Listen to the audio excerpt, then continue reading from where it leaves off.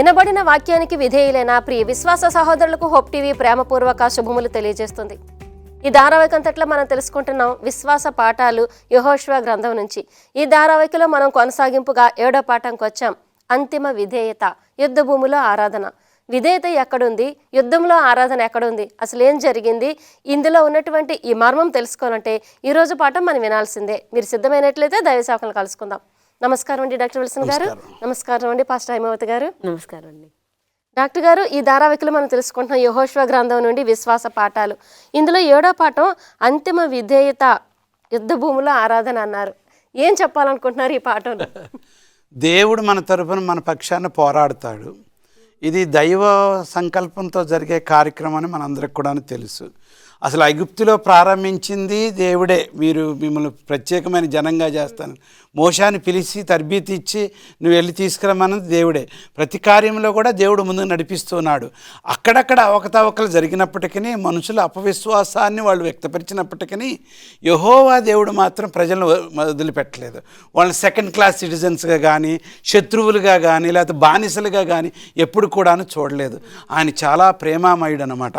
ఈ యొక్క యెరికో పట్టణాన్ని ఓడించి కానాను దేశంలో ప్రవేశించి మరి ఇంకా తర్వాత ఆయా ప్రాంతంలో కొంచెం అపజయం పొందినప్పటికీ యెహోషువ అనుకున్నాడు, ఈ కార్యాలు ఒక్కొక్కసారి మనం తప్పటడుగులు వేస్తున్నాం, ఎందుకంటే కొన్ని చేయవలసిన ప్రధానమైన కార్యాలు మనం సరిగ్గా చేయట్లేదు కాబట్టి. అదేంటంటే యెహోవాను పూజించవలసిన విధంగా పూజించటం. ఆయన మనం గ్రంథంలో చూసుకున్నట్లయితే ఈ యొక్క మనకు అపజయం అంతా తొలగిపోవాలంటే యెహోవా దేవుడు ఈ యొక్క శత్రువుల ప్రదేశంలో మనం స్థిరపరచబడాలంటే మనం సున్నతి పొందాలి. నెంబర్ 1. ఎందుకంటే అబ్రహాంకి ఇచ్చిన గుర్తు అది. రెండవది, పస్కాను మనము ఖచ్చితంగా పాటించాలి. పస్కా దేనికి గుర్తుగా ఉంది? యెహోవా దేవుడు మన విడుదల చేస్తాడు, యెహోవా దేవుని మన కాపాడుతాడు, శత్రువు చేతిలోంచి మన విడుదల చేస్తాడు అన్నది పస్కా. అక్కడ ఈ యొక్క ఇంకంతకంటే ఏం చేసిన తర్వాత built an alter and worship of the lord while the conquest was in full swing. అందరూ కూడా ఒక ప్రక్క నుండి యుద్ధాన్ని చేయాలా, మనం ఆక్రమించాలా, ఇది స్వతంత్రించుకోవాలి, ఈ దేశాన్ని ఓడించాలి అని హడావిడిగా ఒక ప్రక్కన ఉంటే, ఇంకొక ప్రక్కన ఒక మందసాన్ని ఏర్పాటు చేసినాడు. మరి దేవుని యొక్క బలిపీఠాన్ని దేవుడి ప్రార్థన అనేది మొదలుపెట్టినారు. ఈ విధంగా చేయటం ద్వారా ఏం చేస్తున్నాడంటే దేవుడికి చేయవలసిన కర్తవ్యం, దేవుడికి చేయవలసిన పనులు తిరిగి మళ్ళా వాళ్ళకు గుర్తు చేసి, హెబ్రీయులుగా అబ్రహాము, ఇస్సాకు, యాకోబులు ఈ విధంగా చేశారు, దేవుడు మనకి ఈ విధంగా ఈ యొక్క 40 సంవత్సరాలు నేర్పించాడు. మనం అడావిడిగా కానాన్ని ఆక్రమించుకుని అడావిడిలో వీటిని మాత్రం మర్చిపోకూడదని మరలా వాటిని ముందు పెట్టి ఉన్నారు. బిజీ లైఫ్స్లో మనందరము కూడాను అర్జెంటుగా ఈ పని చేయాలి, అర్జెంటుగా పని చేయాలని అడావిడిలో మనం ఎప్పుడు కూడాను దేవుణ్ణి కూడా అర్జెంటుగా మనం కలుసుకోవాలి, దేవునితో మనం చేయగలపడం అన్నది ఏమాత్రం మర్చిపోకూడదు. ఏ విధంగా ఈ రోజుల్లో ఏంటంటే మనం ఈ కాంటాక్ట్లో నవీన్ సొసైటీలో కన్వీనియన్స్ డ్రివెన్, అనుకోనప్పుడు చేద్దాంలే, ఖాళీ ఉన్నప్పుడు ప్రార్థన చేద్దాంలే, అచీవ్మెంట్ ఓరియంటెడ్, ఇది నేను సాధించాలి ఈ రోజున, అలాంటి మనస్తత్వంలో there is a heart waiting longing to connect with the all powerful God who will give us ultimate success and satisfaction. తృప్తియు, ఆనందముయు మరియు జయాన్ని ఇస్తాడు. మనం ఏంటంటే ఇంత అడావిడిగా ఉన్నా కానీ దేవుళ్ళు దీని గురించి వివరాలు ఈరోజు పాఠం చాలా వివరంగా ఉందండి పరిచయం. ఈ పాఠం కొరకు లేఖనం వినిపించండి. తప్పకుండా అండి. మత్తయి సువార్త 6వ అధ్యాయము 33వ వచనము. కాబట్టి మీరు ఆయన రాజ్యమును నీతిని మొదట వెతుకుడి, అప్పుడు అవన్నీ మీకు అనుగ్రహింపబడును. బాగుందండి. డాక్టర్ గారు, ముందుగా మీరు ఇప్పుడు చదివి వినిపించారు, తన ప్రజలకు సున్నతి చేయమని యెహోషువ చెప్పటం ఎందుకని అంటారు? సున్నతి అనేది అబ్రహాం నుంచి మొదలైందండి.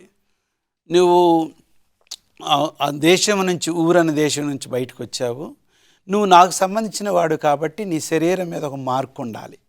అందుకోసం నువ్వు ఎప్పుడైతే ఆ మార్క్ పెట్టుకుంటావో అది ఖచ్చితంగా అవసరం. ఓహో, ఇది అబ్రహాం వరకే పెట్టాడులే, మనకు అవసరం లేదని అనుకోవచ్చు.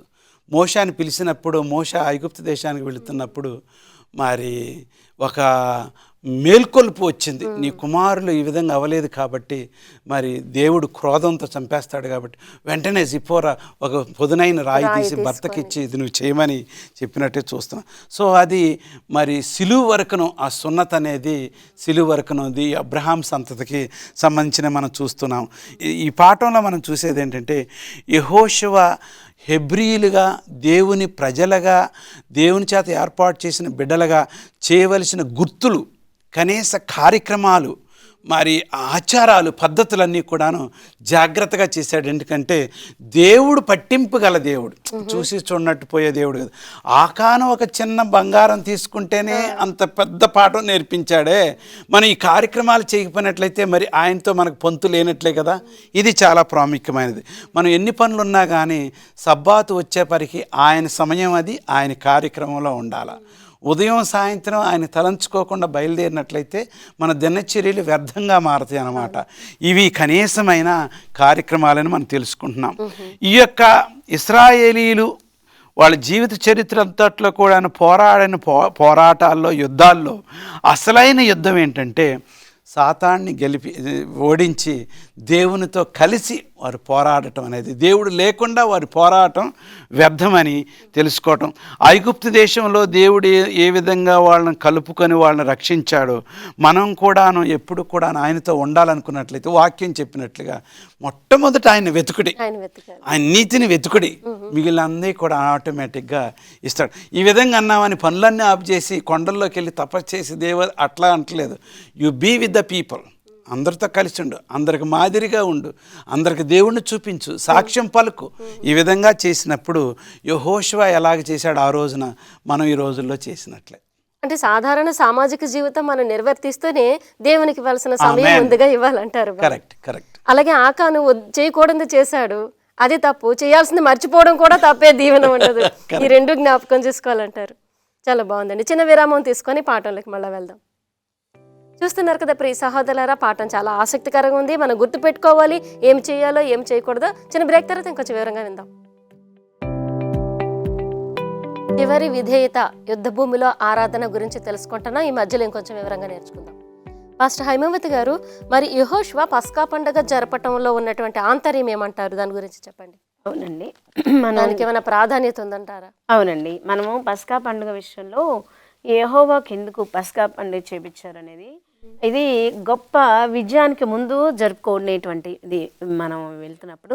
అయితే వీళ్ళు పస్కా పండుగను మరి జరుపుకోవటం కొన్ని సార్లు మర్చిపోయారు. ఓకే, మనం ఇశ్రాయేల్ ప్రజలు ఐగుప్తులో నుండి బయటకు వచ్చిన వారు పూర్వ జనాంగం చూశారు. ఆ రోజు వధింపబడిన గొర్రెపిల్ల ఎవరు అంటే ఇశ్రాయేలుకు రక్షణ గొర్రెపిల్ల వల్ల రాదు, కానీ వధింపబడిన గొర్రెపిల్ల ఎవరంటే యేసుక్రీస్తు వారిని సూచించేటువంటిది. మనం కూడానండి భవిష్యత్తులో యేసుక్రీస్తు వారి బలియాగము ద్వారానే పాపము నుండి మనకి రక్షణ అనేటువంటిది. వాళ్ళు ప్రభురాత్రి భోజనం చేసినప్పుడు మనము పస్కా గుర్తు, ఇప్పుడు ఈ రోజుల్లో మనకి పస్కా గుర్తు, ప్రభురాత్రి భోజనం చేసినప్పుడు అది పస్కా గుర్తుగా మనం చూస్తున్నాము. అయితే ఈ లోకంలోనే కాదండి, మనము ఆ యొక్క గొర్రెపిల్ల పెండ్లి వివాహ మహోత్సవం నాడు మనం కూడా ఆ విందు జరుపుకుంటాము.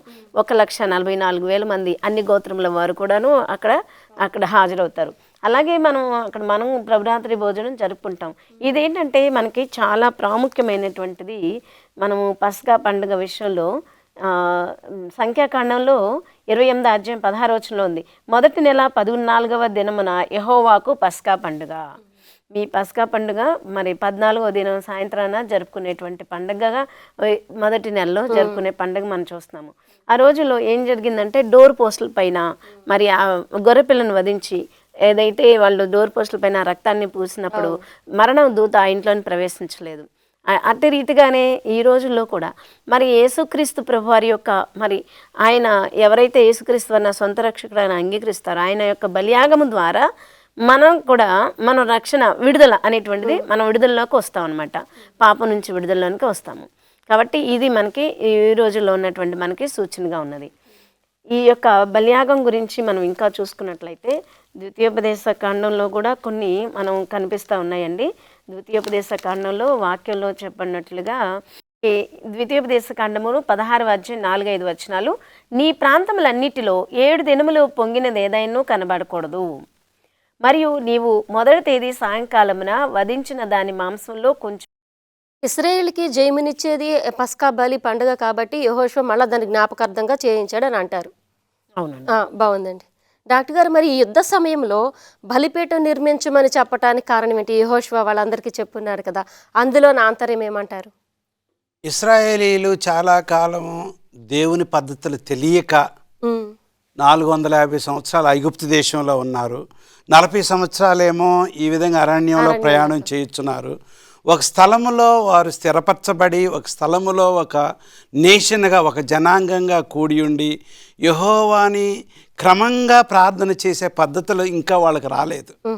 దేవుడు ఆయన నడిపించినట్లుగా మీరు బిజీగా యుద్ధాల్లో ఉండండి, మీరు బిజీగా దేశాన్ని ఆక్రమించుచు మరి శత్రువులను తరుముతూ ఉండండి, ఒక ప్రక్కన జరుగుతూ ఉండగా దేవుణ్ణి మాత్రం మరి మర్చిపోకూడదని వాళ్ళకి నేర్పిస్తున్నాడు. ఉదాహరణకి ఆయన ఏమేమి నేర్పించాడు అన్నది కొన్ని మనం పేర్కొందాం.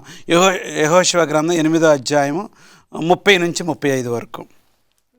మోషే ధర్మశాస్త్ర గ్రంథములో వ్రాయబడిన ప్రకారము యెహోవా సేవకుడైన మోషే ఇశ్రాయేలీయులకు ఆజ్ఞాపించినట్లు యెహోషువ ఇశ్రాయేలీయుల దేవుడైన యెహోవా నామమున బలిపీఠమును ఇనప పనిముట్లు తగిలింపని 6 రాళ్లతో ఏబాలు కొండ మీద కట్టించాను. దాని మీద వారు యెహోవాకు దహన బలులను సమాధాన బలులను అర్పించిరి. మోషే ఇశ్రాయేలుకు వ్రాసి ఇచ్చిన ధర్మశాస్త్ర గ్రంథమును ఒక ప్రతిని అతడు అక్కడ రాళ్ల మీద వ్రాయించాను. అప్పుడు ఇశ్రాయేలును దీవించుటకు యెహోవా సేవకుడైన మోషే పూర్వము ఆజ్ఞాపించినది జరగవలనని పరదేశులేమి, వారిలో పుట్టిన వారేమి, ఇశ్రాయేలులందరూ వారి పెద్దలను, వారి నాయకులను, వారి న్యాయాధిపతులను యెహోవా నిబంధన మందసము మోయు యాజకులైన లేవీల ముందర ఆ మందసమునకు ఈ వైపున ఆ వైపున నిలిచిరి. సరిపోతుంది. ఇక్కడ ఏం జరుగుతుందంటే దేవుడు కొన్ని పద్ధతులను ఏర్పాటు చేస్తున్నాడు ఇక ఎప్పుడు ఆయన మర్చిపోకుండా ఉండటానికి. ఒకటేమో మందసము, ఒకటేమో 10 ఆజ్ఞలు, ఒకటేమో పస్కా. ఇదంతా కూడాను ఆయన ఎందుకు చేస్తున్నాడు అని అంటే ఈ పద్ధతులన్నీ కూడాను వాళ్ళు జరిగిస్తూ ఉన్నప్పుడు దేవునితో సహవాసం బలహీనపడకుండా ఉండటానికి. వాళ్ళు అన్ని జనుల మధ్యన ఉండబోతున్నారు కొంతవరకు, వాళ్ళకి అందరికి సాక్ష్యంగా ఉండబోతున్నారు ఇంతవరకు. ఆయన యెహోవా దేవుని యొక్క ప్రత్యేకత తెలుసుకోవాలి అని అంటే ఒకటేమో 10 ఆజ్ఞలు మనసు పెట్టులో పెట్టాలి, ఒకటేమో మన్నా, వాళ్ళు 40 సంవత్సరాల జీవిత చరిత్రను దేవుడే ప్రొవైడ్ చేస్తాడు, ఆయనే సమకూరుస్తాడని నేర్చుకోవాలి. ఈ విధంగా చేయటం కాకోకుండా వాళ్ళు ఈ దేని వలన చివరికి నీ యొక్క ప్రాణం కాపాడేవారు ఎవరనంటే బలి అర్పణ. అంటే రక్త ప్రోక్షణ లేకుండా రక్షణ లేదు, పాపానికి విరుగుడు లేదు. కాబట్టి బలి అర్పణల గురించి అక్కడ చేస్తున్నాడు, 10 ఆజ్ఞల గురించి అక్కడ చేస్తున్నాడు. గుడారపు సేవ కూడా ఇంకా దాంట్లో నుంచి వస్తుంది అన్నమాట. నేను వారి మధ్యన నివసించున్నట్లు వారిని ఒక్కొక్క మందిరము నివాస స్థలమును ఏర్పాటు చేయబడింది. సో ఇవన్నీ కూడాను ఆ సమయంలో ఏర్పాటు చేశాడు. టోరా అంటే మోషే రాసిన 5 కాండాలు, ఆది కాండమని. ఈ 5 కాండాలు అంతా కూడా బైబిల్ అంతా దాంట్లో ఎమర్చబడి ఉన్నది. అది మళ్ళా మనం జాగ్రత్తగా తీసుకొచ్చి పద్ధతులు ఇప్పుడు ఇశ్రాయేలుకి నేర్పిస్తుంది. ఎందుకంటే వాళ్ళు స్థిరపడుతున్నారు ఇప్పుడు వాళ్ళకి ఏర్పాటు చేయబడిన దేశంలో. ఇంకొక విధంగా చెప్పుకోవాలంటే ఈ కార్యాలు చేసిన యెహోషువ ఒక ప్రక్కనేమో యుద్ధము, ఒక ప్రక్కనేమో దేవుని యొక్క స్పిరిచువల్ లైఫ్, ఆత్మీయకమైన జీవిత విధానం అనేది నేర్పిస్తున్నాడు. ఈ విధంగా చేయటం ద్వారా he is leading the humanity back to the obedience of God. యెహోవాకి విధేయమైన బిడ్డలుగా ఉంటున్నాడు. ఈ విధంగా చేయటం ద్వారా న్యూ జోషువాని ఇంట్రడ్యూస్ చేస్తున్నాడు. క్రొత్త జోషువ ఎవరంటే క్రొత్త నిబంధన గ్రంథంలో యేసుక్రీస్తు వారే. The lord is my strength. యెహోషువ అంటే ఏంటంటే the lord is my strength. ఆయన బలపరుస్తున్నాడు. ఆయన ఈ విధంగా నేర్పించుతున్నారు. యేసుప్రభు వారు వచ్చి ఏం చెప్పారు ఇక్కడ కొండ మీద ప్రసంగంలో ఆ 10 ఆజ్ఞలు మళ్ళీ వివరించి చెప్పారనమాట. బాగుందండి. చిన్న విరామం తీసుకుందామండి. చూస్తున్నారు కదా, చిన్న బ్రేక్ తర్వాత పాఠం ఇంకా తెలుసుకుందాం. ప్రేక్షకులకి పాఠంలోకి మరొకసారి స్వాగతం. ఫస్ట్ హైమావతి గారు, మరి యెహోషువ ఈ సందర్భంలో మనం గమనిస్తున్నట్లయితే రాళ్లపైన రాయబడటం అనే మాట మనకు అక్కడ కనిపిస్తుంది. దానిలోని ఆంతర్యం ఏమంటారు? అది మనకి ఈ రోజుకి ఎలా వర్తిస్తుందో చెప్పండి. రాళ్లపైన రాయబడటం ఏంటంటేనండి, మనం అది ఏం తప్పు చేసామని చూసుకోవడమే కాకుండా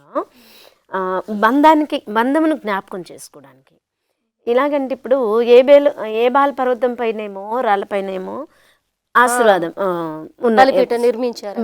నిర్మించారు. అక్కడ నిర్మించిన దగ్గర ఏంటంటే ఒకవైపు ఏమో ఒక ఒక కొంతమంది నించోవాలి, ఇప్పుడు గిరిజం పర్వతం పైన కొంతమంది, అలాగా ఇటువైపు ఏమో శాపము, అటువైపు ఏమో ఆశీర్వాదము విధంగా చూసుకున్నట్లయితే ఏబాల్ పర్వతం పైన శాపం ఏంటంటే ఆ శాపంగా చేయబడింది ఎవరు అంటే యేసుక్రీస్తు వారే. ఎందుకంటే మానవులందరి యొక్క పాపములను క్రీస్తు ద్వారా ఆయన క్షమిస్తారు మన కాబట్టి నిమిత్తం ఆయన శాపమాయను అన్నారు పౌలు వారు. అది శిలువపై దేవుడు రాసినవన్నీ అక్కడ ఒక గుర్తు చేసుకోవడానికి ఇక్కడ ఇవన్నీ కూడా వ్రాయించారు. కాబట్టి మనం మర్చిపోతామేమో అని దేవుడు అక్కడ రాపించారు. కాబట్టి ఇప్పుడేమో గిరిజము పర్వతము దానిపై అదేమో బ్లెస్సింగ్స్, అన్ని ఆశీర్వాదములు అనమాట. ఇక్కడేమో అన్ని కర్సెస్, అన్ని శాపాలు. మనకి ఏ పాఠం వస్తుంది అందులోంచి అంటే ఇప్పుడు మనకేంటంటే ఇవి వాక్యములన్నీ కూడా రాపిచ్చారు కదా. ఇప్పుడు ధర్మశాస్త్రంలో ఉన్నటువంటివన్నీ కూడా పదాజ్ఞలే కాకుండా దేవుడు చెప్పిన ప్రతి మాట రాపిచ్చారు అని అంటే ఏంటంటే దేవుడితో సంబంధం కలిగి ఉండటానికి, ప్లస్ మనం ఆ ధర్మశాస్త్రాన్ని చూసి మన తప్పులేంటనేది గ్రహించుకొని దాన్ని వదిలిపెట్టడానికి. ఇక్కడ ఒకటి ఉందండి ప్రాముఖ్యమైన ఒక వాక్యము. మరి గలతీయులకు రాసిన పత్రిక 3వ అధ్యాయం 13 నుంచి చదువుతాను. ఆత్మను గూర్చిన వాగ్దానము విశ్వాసము వలన మనకు లభించినట్లు అబ్రహాము పొందిన ఆశీర్వచనము క్రీస్తు యేసు ద్వారా అన్యజనులకు కలుగుటకై క్రీస్తు మన కోసము శాపమై మనలను ధర్మశాస్త్రం యొక్క శాపము నుండి విమోచించును. అదండి ఇందును గూర్చి మ్రాను మీద వేలాడిన ప్రతివాడును శాపగ్రస్తుడని వ్రాయబడి ఉన్నది. ఏ బాల పర్వతం అంటే శాపగ్రస్తమైందని. మన శాపం ఆయన తీసుకోవడానికి అక్కడ జ్ఞాపకార్థంగా పని జరిగించారు. అవునండి, అవును. బాగుందండి డాక్టర్ గారు. మరి ఈ వాగ్దాన భూమిని 12 గోత్రాలకి పంచుకునే ఈ సందర్భంలో దేవుని సన్నిధి కోసం వాళ్ళు ఏం చేశారంటారు? దేవుని యొక్క ప్రసన్నత వాళ్ళకి తప్పకుండా అవసరం.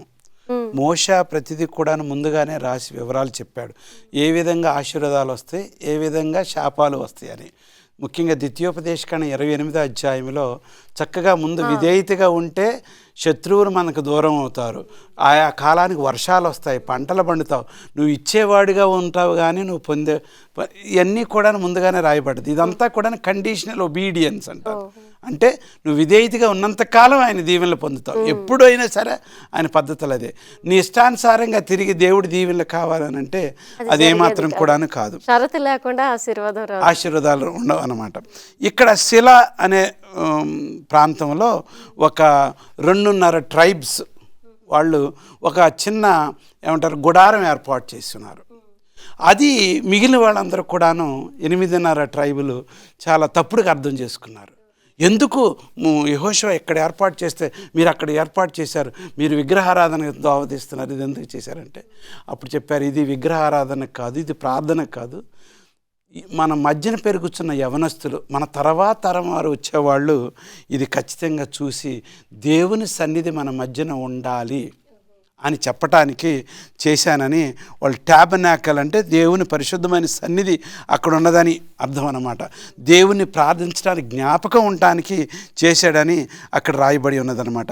ఈ యొక్క కార్యం చేయటం ద్వారా దేవుడు మరి ఇశ్రాయేలీని 3 గోత్రాలు వాళ్ళు కుడి ఒకవైపు, ఎడమ వైపు 3 గోత్రాలు, పశ్చిమ వైపు, ఉత్తరం వైపు, ఆ విధంగా చేసి సెంటర్లో దేవుని ప్రసన్నత, దేవుని యొక్క గుడారము, దేవుని యొక్క దేవాలయం, ఆయన సన్నిధి అక్కడ స్థిరపరిచాడు. ఏంటండి మరి ఎంత చక్కగా ఏర్పాటు చేశాడు. అరణ్యంలో కూడా ప్రయాణం చేస్తున్నప్పుడు ఆ యొక్క గుడారము ఖచ్చితంగా వేసుకునేటప్పుడు కూడా అదే పద్ధతి. ఇది చాలా ప్రాముఖ్యమైనది. నేను గమనించాను, చాలా మంది హిందువులు ఇల్లు కట్టుకున్నప్పుడు కూడాను ఇది పూజ గది అని అంటారు. అది నాకు చాలా ఇష్టమైన ఆలోచన. పూజ గది మనం ఇల్లు కట్టుకున్నప్పుడు ఇది ఖచ్చితంగా ప్రార్థన చేసే స్థలం అనేది ప్రత్యేకంగా దేవునికి ఉంటే మంచిది. ఇశ్రాయేలీలు ఆశీర్వదించబడటానికి నేటికి కూడాను ఇశ్రాయేలీలు గొప్పగా ఉన్నారు అని అంటే వాళ్ళు ఖచ్చితంగా దేవుడు ఇచ్చిన ప్రాధాన్యత వాళ్ళు యెహోషువ వాళ్ళకి నేర్పించున్నారు. Sanctuary is the presence of God. ఆయన పరిశుద్ధ సన్నిధి అక్కడ ఉన్నదని, ఆయన ఎప్పుడు కూడాను వారి మధ్యన ఉన్నాడు, వారిలో జీవిస్తున్నాడని. God's headquarters should be in our heart, in our home, in our life. ఆయన కేంద్రమై ఉండాలి, ఉన్నాడు కాబట్టి మనం చేసుకొని తీరాలి. బాగుందండి. మీరేమైనా చెప్తారా దాని గురించి? తప్పకుండా అండి. మనం ఇక్కడ చూసుకున్నట్లయితే ఏబాలు కొండపైన 10 ఆజ్ఞలు మాత్రమే కాదండి, దేవుడు చెప్పిన ప్రతి మాట రాయబడినప్పుడు ఏంటంటే ప్రతి మనిషి కొరకు ప్రాయశ్చిత్తం చేయబడ్డారు. అంటే దేవుని యొక్క ధర్మశాస్త్రం మీరినటువంటి వారందరి కొరకు ఆయన బలియాగమయ్యారని మనం ఇక్కడ అర్థం చేసుకుంటున్నాం. అయితే ఇక్కడ ప్రాముఖ్యమైన విషయం ఏంటంటే అండి, కమ్యూనింగ్ సర్వీస్. మనం కమ్యూనింగ్ సర్వీస్ అప్పుడు ఏం చేస్తామంటే మనం అప్పుడే పాపాలు ఒప్పుకుంటూ ఉంటాము. అప్పుడే పాపాలు ఒప్పుకుని ఎంతో దుఃఖముఖంతో వస్తాము. అది కాదంటండి, ఇక్కడ కావాల్సింది ఏంటంటే ఉద్దేశము. ఆ యొక్క మనం ప్రభురాత్రి భోజనం యొక్క ఉద్దేశం ఏంటంటే ఆయన యొక్క భోజనం బల్ల దగ్గరికి వచ్చినప్పుడు మనము దేవుని యొక్క అంటే మన పాపాలన్నీ ముందుగా ఒప్పుకోవాలి. మనం దేవుని సంధికి వచ్చినప్పుడు మన పాపాలు మనం మనుషులతో సరి చేసుకోవాల్సినవి అన్నీ ముందుగా ఒప్పుకోవాలి. అన్నిటిని అక్కడికి వచ్చి అన్ని గుర్తు చేసుకొని ఆ బాధపడటం అది కాదు దేవుడు కోరుకునేది. అక్కడికి వచ్చేటప్పటికల్లా మన హృదయముని దేవుడికి తెరవాలి. అప్పుడు ఆయన యొక్క వెలుగు కిరణాలు మన హృదయంలో ప్రకాశిస్తాయి. అందుకని ప్రభురాత్రి భోజనం అప్పుడు మనం ఏం చేయాలి అనేటువంటిది ఇక్కడ చెప్తున్నారండి. దేవుని యొక్క సన్నిధిలో ఆ యొక్క మరి ఆ యొక్క సిలువ సన్నిధికి వచ్చినప్పుడు మనము but it's saving light, they are to open the soul to the bright beams of the sun of righteousness. ఆ యొక్క సూర్యుని నీతి సూర్యుని వెలుగుకి మన హృదయాన్ని తెరిచి ఉంచాలంటే నీతి సూర్యుని యొక్క వెలుగు కిరణాలకు మన హృదయాన్ని తెరిచి ఉంచాలి. అప్పుడు చాలా బాగుందండి. విధేయతలోని కీలకమైన అంశాలు, ఆ యుద్ధ భూమిలో చేసిన ఆరాధన చాలా చక్కగా చెప్పారు. ధన్యవాదాలండి. నమస్కారం. తెలుసుకున్నాం కదా ప్రియ సహోదరులరా, అసలైన అంతిమ విధేయత అలాగే యుద్ధ భూమిలో చేసే ఆరాధన. మన జీవితంలో ప్రతిరోజు మనం యుద్ధం పోరాటం చేస్తూనే ఉన్నాం. మనతో మనమే పోరాటం చేస్తున్న ఈ కాలంలో మన విధేయత చూపించుకోవాల్సిన అవసరం ప్రతి క్షణం వస్తూనే ఉంటుంది. దాన్ని చూపించుకుంటూ మనం కొనసాగటం చాలా అవసరం. ఎందుకంటే అలాంటి విశ్వాస వీరులు మనకిద్దరున్నారు. వాళ్ళిద్దరు ఎవరు, వాళ్ళు ఎలాగ నిలబడ్డారో తెలియాలంటే వచ్చే పాటలు కలుసుకోవాలి. అంతవరకు క్రీస్తు నామములో శుభములు.